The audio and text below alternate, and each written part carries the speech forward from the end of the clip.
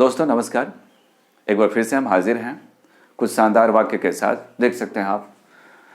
तो ये सारे वाक्य जो हैं कैसे कहेंगे आप इसको अंग्रेजी में, देखते हैं। इसमें आपको कई सारे चीज़ सीखने को मिलते हैं, कुछ वर्ड्स भी सीखने को मिल जाएंगे, डिफरेंट टाइप्स के सेंटेंस आपको सीखने को मिलेंगे और उसको कैसे ट्विस्ट करेंगे ये हम वीडियो के दौरान बताते हैं कि कैसे ट्विस्ट करेंगे, उसके आसपास कैसे बोलेंगे। तो क्या कहेंगे इन सारे वाक्यों को, आपने ऐसा क्यों कहा, मुझे आपसे ऐसी उम्मीद तो नहीं थी, मुझे धोखेबाजों से नफरत है, खैर जो हो गया सो हो गया, हो सकता है मैंने आपको गलत समझ लिया हो, है ना। हाँ, इसके बाद हमें नफरत पालना नहीं चाहिए दिल में, इसके बाद सभी की भावनाओं का सम्मान होना चाहिए। क्या कहेंगे इसको अंग्रेजी में आप कि जब तक देश का हर व्यक्ति खुशहाल नहीं हो जाता हमारा देश खुशहाल हो नहीं सकता। क्या कहेंगे आप इसको अंग्रेजी में, आजकल हम लालच और स्वार्थ में डूबे हुए हैं, आजकल की दुनिया में सभी स्वार्थ और लालच में डूबे हुए हैं। क्या कहेंगे इसको, सिर्फ पवित्र हृदय ही जीवन का आनंद ले सकता है, इसको अंग्रेजी में आप कैसे कहेंगे। और भी बहुत सारे वाक्य हैं जिसको आप अंग्रेजी में कैसे कहेंगे, ये सीखना है हमको। देखते हैं इसको एक्सप्लेन करके एक एक। आपने ऐसा क्यों कहा, Why did you say so? Why did you say so? Why you said so? Why you said so? Body language बहुत इंपॉर्टेंट है। जैसे मैं कल एक बुक पढ़ रहा था, उसमें मैंने देखा कि देखिए that's your girlfriend, that is your girlfriend. अब इसको देखिए कहने का अंदाज, अगर आप ऐसे बोलते हैं कि दैट इज योर गर्लफ्रेंड, यानी उसको बता रहे हैं आप कि वो जो तुम्हारी गर्लफ्रेंड है, that is your girlfriend, I know that is your girlfriend. लेकिन उसको थोड़ा अंदाज आप चेंज कर दीजिए, बोलने का अंदाज, दैट्स योर गर्लफ्रेंड, मतलब क्वेश्चन कर रहे हैं आप कि क्या वो वही तुम्हारी गर्लफ्रेंड है, दैट्स योर गर्लफ्रेंड। तो अंदाज बहुत कुछ बयां करता है और अंदाज को भी सीखना जरूरी है, सिर्फ स्ट्रक्चर पर निर्भर नहीं रहना है, थोड़ा अंग्रेजी का अंदाज भी, है ना। अब किसी को बोलते हैं राइट, तो इसका मतलब हो गया कि वो चीज़ सही है ना, राइट मतलब क्वेश्चन कर रहे हैं आप, है ना। ऑल राइट मतलब आप क्वेश्चन कर रहे हैं, ऑल राइट मतलब मैं ठीक हूँ, all right it's okay, all right. लेकिन ऑल राइट मतलब भाई ठीक ठाक है, आप क्वेश्चन कर रहे हो, तो ये फीलिंग भी डेवलप करना बहुत जरूरी है। खैर ये समय के साथ होता है, देखते हैं। तो वाई डिड यू से सो, वाई यू सेड सो, तुमने ऐसा क्यों कहा भाई, मुझे आपसे ऐसी उम्मीद थी नहीं, आई had not expected this from you, specially this from you, जो तुमने किया, जो तुमने कहा, आई हैड नॉट एक्सपेक्टेड या आई didn't expect this from you. उसको डिडंट बोल सकते हैं, शॉर्ट में बोल सकते हैं आप, कॉन्ट्रैक्टेड फॉर्म में, I didn't expect this from you या I had not expected this specially from you, मुझे धोखेबाजों से नफरत है ना। तो आप उसको कैसे बोलेंगे, I hate teachers, I hate cheaters या आई हेट लायर्स भी बोल सकते हैं, या I avoid lawyers, okay, I don't like lawyers, I don't like cheaters, जैसे बोलना चाहते हैं बोल सकते हैं। खैर जो हो गया सो हो गया, चलो बात, खैर जो हो गया सो हो गया, anyway let's forget the past, इसको ऐसे बोल सकते हैं। फीलिंग, इम्पैक्ट डालिए, मीनिंग हमारा वो होना चाहिए, भावार्थ वही होना चाहिए, भाव का अर्थ वही होना चाहिए। Anyway let's forget the past and move ahead. अगर आप बोलना चाहते हैं चलो इस बात को भूलो, आगे का जीवन देखा जाए, कहते हैं।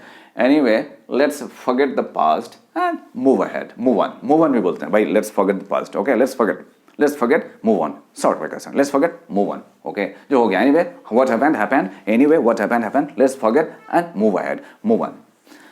हो सकता है मैंने आपको गलत समझ लिया, हो सकता है ऐसा, कई बार हमारा इंटरप्रिटेशन गलत हो जाता है ना, कुछ और ही समझ लेते हैं। हो सकता है may be I took you wrong, ऐसा बोल सकते हैं, may be I took you wrong, maybe you took me wrong, maybe I took you wrong, maybe okay I, दूसरा लाइन भी I couldn't understand you right, maybe I couldn't understand you right, हो सकता है आपको सही तरीके से मैंने समझा ही नहीं, है ना, ऐसा बोल सकते हैं आपको।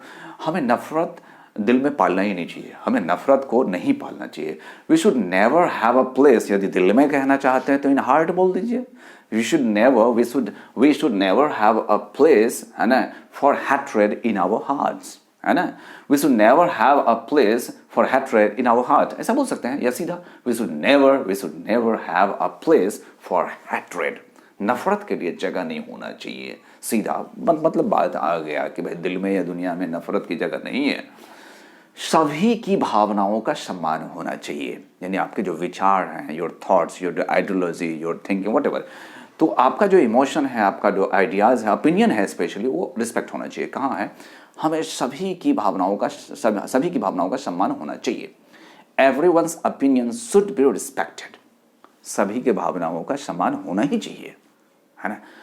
We may differ but respect तो होना चाहिए। Everyone's opinion should be respected. जब तक देश का हर व्यक्ति खुशहाल नहीं हो जाता देश समृद्ध नहीं हो सकता है ना। कैसे कहेंगे इसको? आप कह सकते हैं, a country is not happy, a country can never be happy, a country can never be happy until and unless, जब तक की नहीं पर जोर देना चाहते हैं, जब तक की नहीं तो दोनों लगा दीजिए, अनलेस, अनटिल, टाइम, जब तक तुम नहीं आओगे तब तक ये काम शुरू नहीं होगा, तो अनटिल, ओके, कंडीशन, अनलेस ही रोज, जब तक तुम पहुंचोगे नहीं, तो अनलेस एक कंडीशन बतलाता है, अनटिल टाइम वाला कंडीशन बताता है, लेकिन जब जोर देना है कि जब तक पर जोर देना है तो अनटिल एंड अनलेस दोनों को आप यूज कर सकते हैं। A country can never be happy, okay, can never be prosperous, okay, really happy, developed, जो कि a country is not happy until and unless it's every citizen is happy.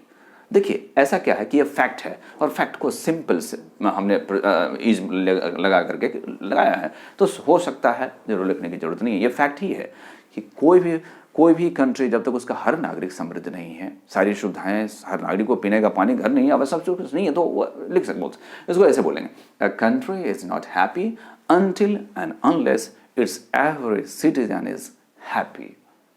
आगे देखते हैं, आजकल हम स्वार्थ और स्वार्थ में डूबे हुए हैं, है ना। आजकल हम लालच और स्वार्थ में डूबे हुए हैं। These days all are indulged in, है ना। स्वार्थ को क्या कहेंगे आप? सेल्फिशनेस कहेंगे। लालच को क्या कहेंगे? ग्रीड कहेंगे। तो all are indulged in greed and selfishness, all are indulged in greed and selfishness these days, है ना। इसको देखिए, सिर्फ पवित्र हृदय ही जीवन का आनंद ले सकता है। इसको कई तरीके से बोला जा सकता है। सिर्फ पवित्र आत्मा, हृदय या सोच ही जीवन का, अच्छे जीवन का एहसास कर सकता है, आनंद उसको मिल सकता है। ओनली अ प्योर माइंड, या हार्ट भी बोल सकते हैं, but only a pure mind can have access to ecstasy, can have access to bliss, या only a pure mind can feel the ecstasy, can be blessed, जो कहना चाहते हैं, can feel blessed. Only a pure mind can feel blessed, can feel real happiness, okay, genuine happiness, जो कहना चाहते हैं। यहां पर लिखा हो only a pure mind can feel blessed. इसके बाद देखते हैं, डींग हाँकने से और सेखी बघाड़ने से काम नहीं चलने वाला है। डींग हाँकने से और सेखी बघाड़ने से काम नहीं चलने वाला है। बहुत सारे लोग डींग हाँकते रहते हैं, सेखी बघाड़ते रहते हैं, तो उससे काम नहीं चलेगा। Boasting and show off won't work, won't pay. Boasting and show off won't work, will not work. Won't को आप विल नॉट को कंट्रैक्टेड फॉर्म में वॉन्ट बोलते हैं। बोस्टिंग, विल नॉट को क्या बोलते हैं? Won't. Boasting and show off, कहते हैं ना, शो ऑफ कर रहा है ये, क्या डिंग हाँक रहे हो भाई। So boasting and show off will not work, will not pay, okay. तो ऐसे आप इसको बोल सकते हैं कि स्टिंग हाँकने और सेखी बघाड़ने से काम ना चले, है ना। वक्त का सम्मान करो वरना दिल के टुकड़े हजार होंगे। देखिए इसका एक ऐसा फीलिंग दे रहा है कि समय का अगर सम्मान नहीं किया ना तो वक्त के तमेचे जो है ना लगेंगे तुमको। तो यही है कि इसको कैसे हम फीलिंग्स देना है हमें, है ना। हमको वर्ड टू वर्ड पर नहीं जाना है, हमको एक एहसास देना है उस तरह का, है ना। रिस्पेक्ट, RESPECT, रिस्पेक्ट या वैल्यू भी बोल सकते हैं। रिस्पेक्ट करना चाहिए। Respect your elders, respect your parents, respect your friends को तो चलिए रिस्पेक्ट होना ही चाहिए of course. Respect, value the time, respect the time या value the time, okay. And इसके बाद जो है अदरवाइज, इफ नॉट, इसको ऐसे बोल सकते हैं, इफ नॉट, या फिर ऐसे बोलते हैं otherwise respect your time, respect value your time, otherwise you will have to face devastation. You will have to face devastation. Yeah, you will get your heart into pieces.